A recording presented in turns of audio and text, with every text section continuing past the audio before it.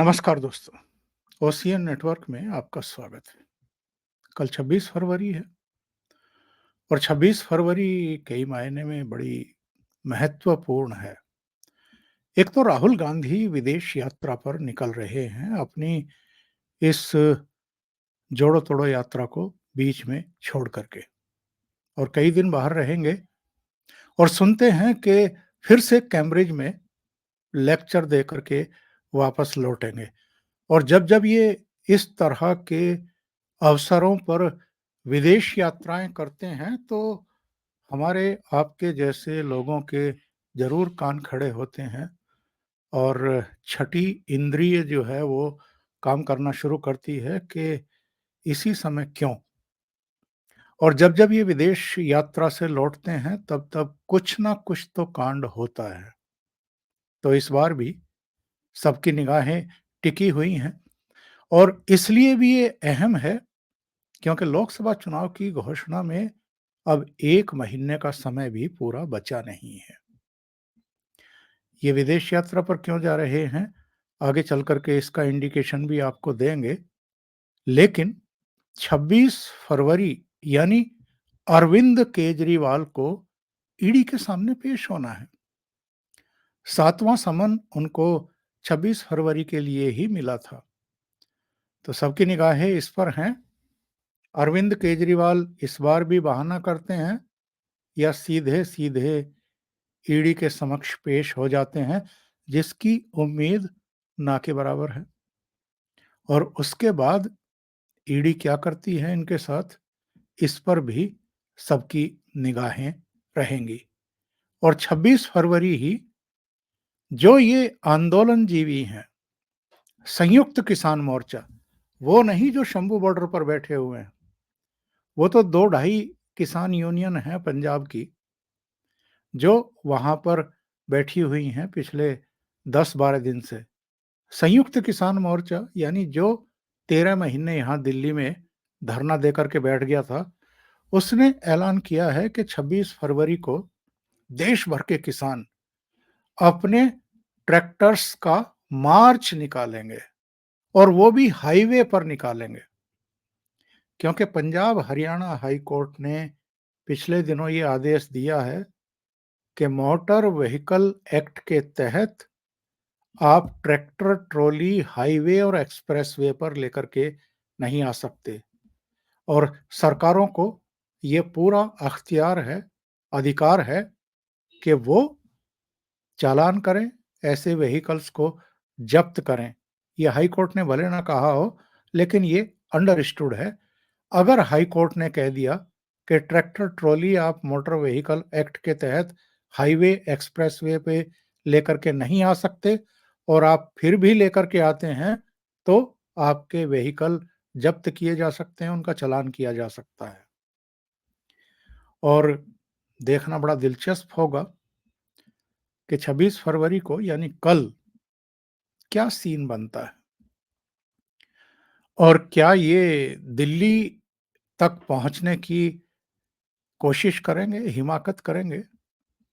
क्योंकि जो मोदी सरकार का इस समय कॉन्फिडेंस लेवल है, वो तो हाई है और उसके 2 फैसलों से ये पता लग जाता है। बल्कि फैसले तो और भी उन्होंने कड़े लिए हैं, उनका भी ज़िक्र करेंगे। लेकिन 2 फैसले तो कल रात लिए हैं।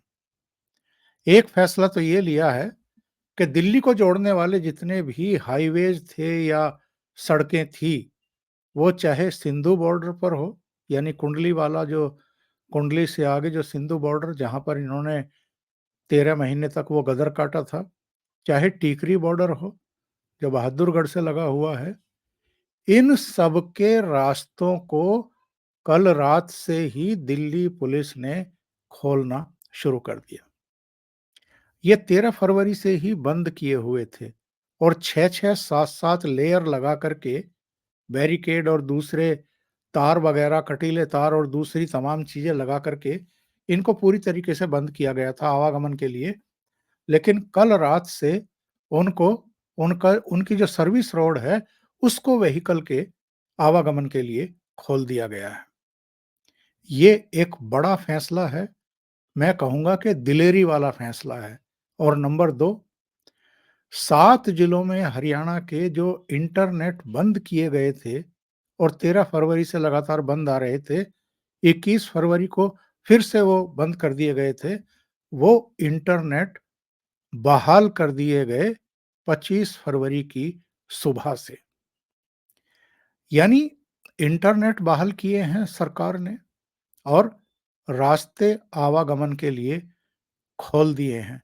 और ये 2 फैसले बताते हैं कि मोदी सरकार, या कहना चाहिए कि होम मिनिस्ट्री, अब पूरी तरीके से तैयार है और इसके बावजूद ये रास्ते खोले गए हैं और इंटरनेट खोले गए हैं कि इन्होंने 26 फरवरी की कॉल दी है कि ये ट्रैक्टर लेकर के मार्च निकालेंगे हाईवे और एक्सप्रेसवेज पर।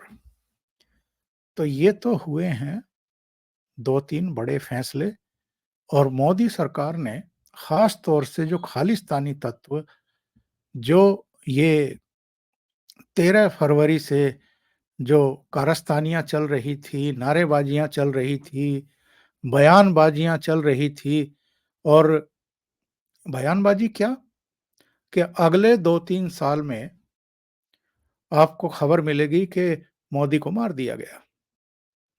एक गुब्बारा जिस पर खालिस्तान जिंदाबाद लिखा हुआ है, पीले रंग का गुब्बारा, और दूसरी तरफ भिंडरावाला का चित्र लगा हुआ है और उस पर लिखा हुआ है राज करेगा खालसा। उसको वहां शंभू बॉर्डर पर ये उड़ा रहे हैं, हवा भर करके उसको उड़ा रहे हैं। इसके अलावा क्या क्या नहीं कहा गया। एक मूछ कटा सरदार, जो सरदार बना हुआ है, मुझे लगता है कि वो मुसलमान है, उसको पगड़ी पहनाई गई है, और जिस तरह की लैंग्वेज वो बोल रहा है उससे भी पता चलता है कि पाकिस्तान प्रेमी है। वो धमकी दे रहा है कि साहब, लाहौर तो अमृतसर से 36 किलोमीटर की दूरी पर है, तो हम तो उधर का रास्ता खोल देंगे। एक और इसी तरह की पागलपन की बयानबाजी एक और सरदार जी करते हुए दिखाई दे रहे थे, जो कह रहे थे कि हम तो पाकिस्तान से संधि कर लेंगे, अगर हमारे इधर के बॉर्डर इन्होंने बंद कर दिए हैं दिल्ली जाने के, तो हम उधर का बॉर्डर खोल देंगे। मतलब एक से एक पागलपन की बातें। और वहां जिस तरह के तत्व देखे गए हैं,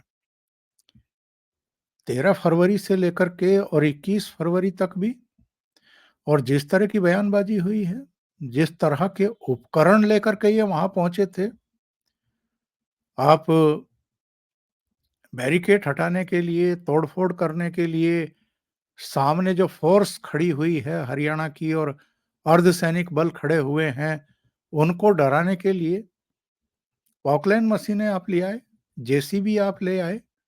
इसके अलावा जो वहां पर आंसू गैस के गोले छोड़े जा रहे थे, उनको बेअसर करने के लिए जिस तरह के आप मास्क और दूसरी चीजें लगाए हुए थे, वो भी सब ऐसा लगा कि विदेशों से सप्लाई हो रही है।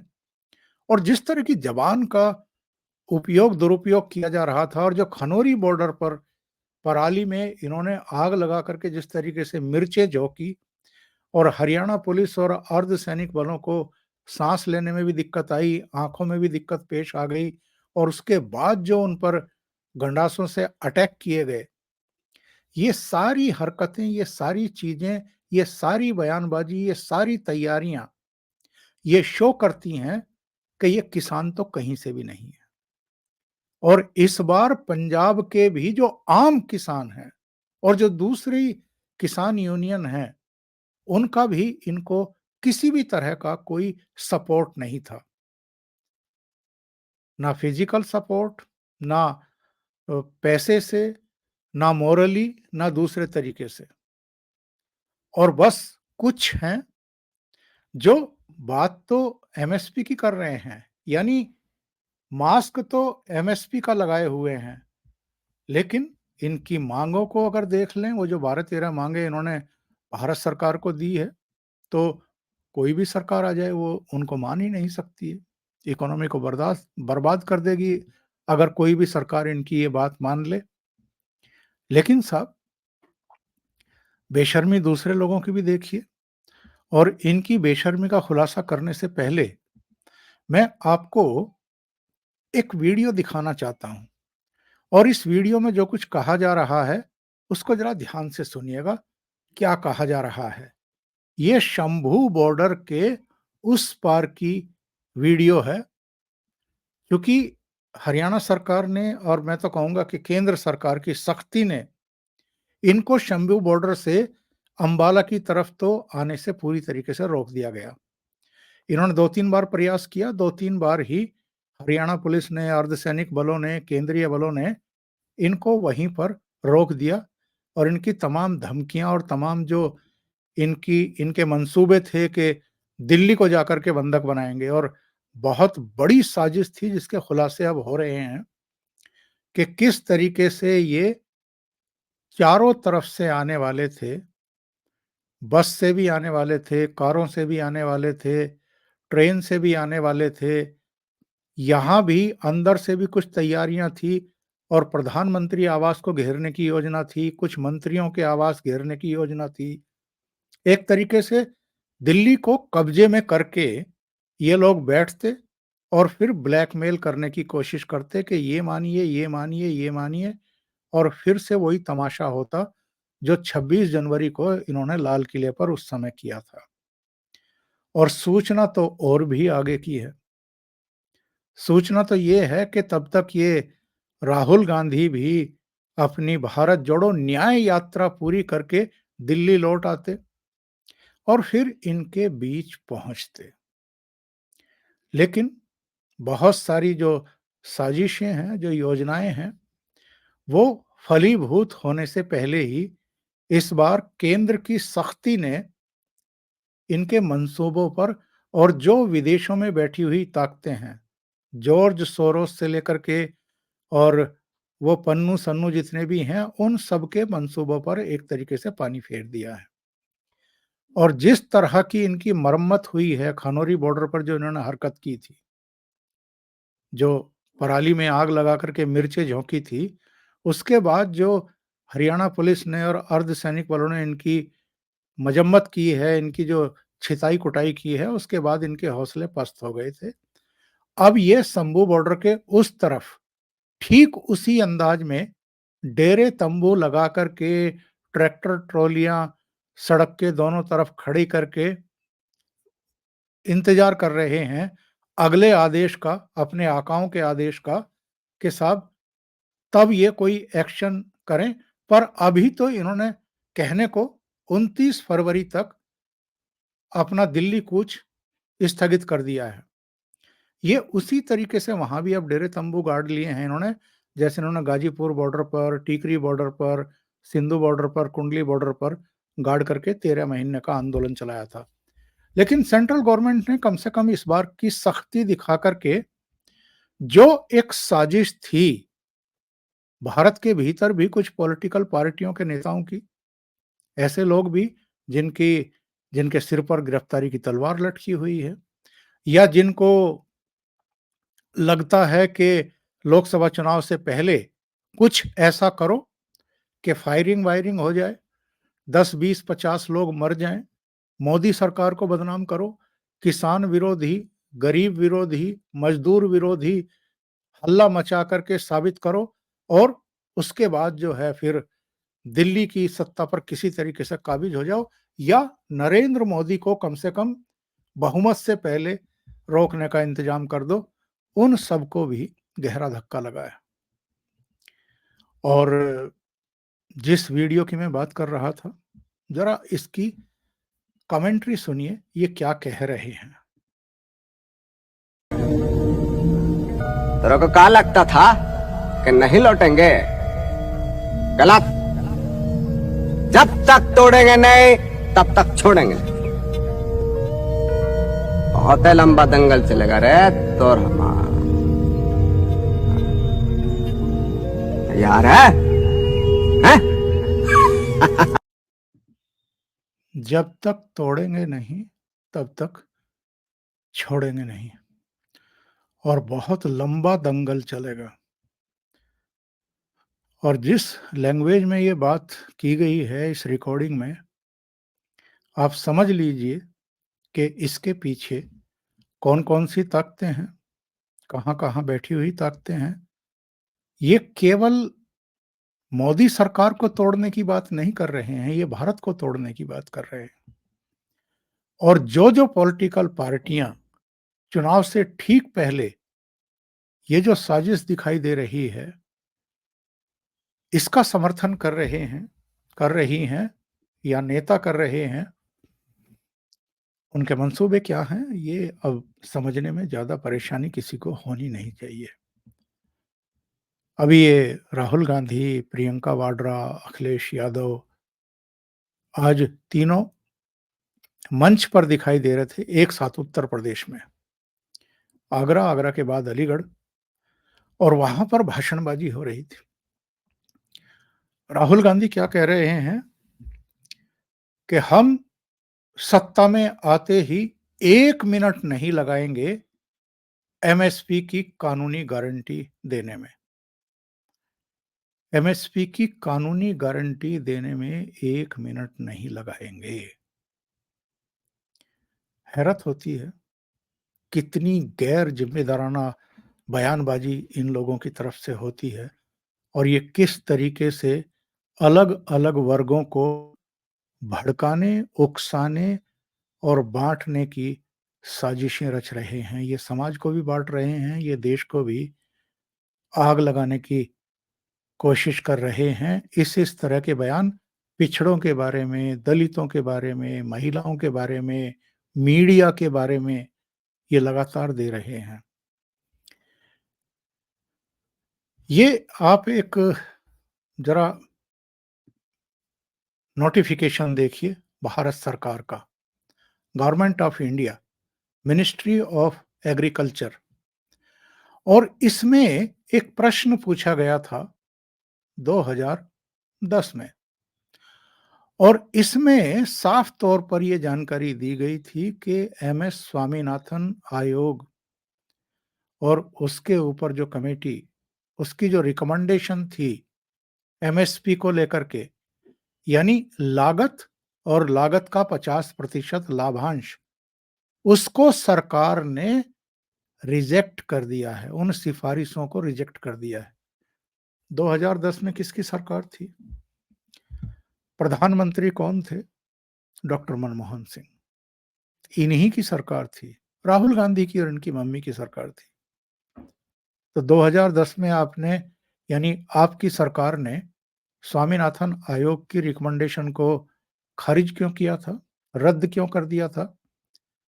1 मिनट नहीं, आप 1 दिन लेते, 10 दिन लेते, 20 दिन लेते, बल्कि स्वामीनाथन आयोग की रिपोर्ट कब आ गई थी मनमोहन सिंह सरकार के पास में?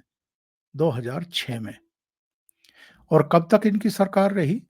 2009 में दोबारा आ गई थी, 2014 तक रही, यानी रिकमेंडेशन मिलने के 8 साल बाद तक इनकी सरकार थी। तो क्यों नहीं आपने लागू की?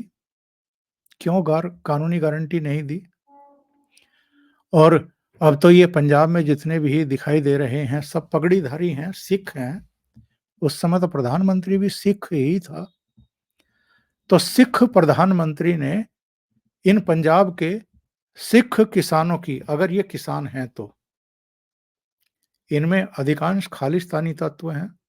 जिस तरह की वो ज़बान बोल रहे हैं, जिस तरह वो पाकिस्तान परस्ती दिखा रहे हैं, जिस तरह पाकिस्तान से संधि करके बॉर्डर खोलने की धमकियाँ दे रहे हैं, तो मनमोहन सिंह तो राष्ट्रवादी थे, भारत प्रेमी थे और ईमानदार भी कहे जाते हैं। उन्होंने एमएसपी की सिफारिशों को कानूनी अमली-जामा क्यों नहीं पहनाया? क्यों लागू नहीं की? राहुल गांधी जवाब देंगे इसका? लोगों की निगाहें अब कई स्तरों पर, कई चीज़ों पर अटक गई हैं। ये आंदोलन ऐसे समय ही शुरू क्यों किया गया जब संसद का, इस लोकसभा का अंतिम सत्र भी समाप्त हो गया था। और अब चूँकि चुनाव की घोषणा होनी है, आज तो प्रधानमंत्री नरेंद्र मोदी ने भी बता दिया कि अगले 3 महीने तक तो उनकी मन की बात भी नहीं आएगी अब क्योंकि अगले 3 महीने तो चुनाव प्रचार और चुनाव नतीजे आने में ही लग जाएँगे। तो ऐसे समय ये माँग की जा रही है कि कानूनी गारंटी सरकार दे। कहाँ से दे? और कोई भी सरकार जो नई बनती है, वो फैसले लेती है। अब अगर लोकसभा लगभग अपना काम कर चुकी ये, तो क्या फिर से उसको आहूत किया जाएगा? और सुधांशु त्रिवेदी से जब एक सवाल पूछा गया, तो उन्होंने इसका जवाब दिया और वो सुनने लायक है। संवेदनशीलता के साथ, सतर्कता के साथ किसान के मुद्दे के ऊपर कार्य कर रही है। उनकी अधिकांश मांगों को स्वीकार भी कर लिया और आगे भी सरकार पूरी संवेदनशीलता के साथ काम करेगी। और मेरे विचार से देश की जनता और बाकी लोगों को भी इस विषय पे समझना चाहिए। और वैसे एक टेक्निकल पॉइंट है, अगर आप देखें तो इस समय तो जब लोकसभा का कार्यकाल समाप्त हो गया है, तब कानून की मांग थोड़ी तकनीकी दृष्टि से विचित्र है, क्योंकि अब तो चुनाव की सूचना जारी होने वाली, तो सरकार कोई कानून बनाना भी चाहे तो नहीं बना सकती। तो मुझे लगता है कि जो लोग ये मांग कर रहे हैं, उन्हें इस बिंदु पर विचार करना चाहिए कि जो उनकी मांग है वो आज लीगली पॉसिबल भी नहीं है, क्योंकि सरकार अब संसद कैसे बुला सकती। लेकिन इनको तो रायता बिखेरना है, मोदी सरकार को बदनाम करना है। और ये किसान आंदोलन है भी नहीं, ये राजनीतिक आंदोलन है। इसका हेतु कुछ और है, इसका मकसद कुछ और है। और इस बार जिस तरह से मोदी सरकार और होम मिनिस्ट्री इनसे पेश आई है सख्ती के साथ, ये काम तो उस समय भी हो जाना चाहिए था जब ये 13 महीने तक दिल्ली का गला दबा करके बैठ गए थे। इस बार ठीक तरीके से सरकार ने इनको हैंडल किया है और पंजाब के बॉर्डर से आगे इनको बढ़ने ही नहीं दिया है। अभी के लिए इतना ही। बहुत-बहुत धन्यवाद। अगर आपको ये चैनल और इसके कंटेंट पसंद आ रहे हैं, तो लाइक करें, कमेंट करें, वीडियो को शेयर भी करें।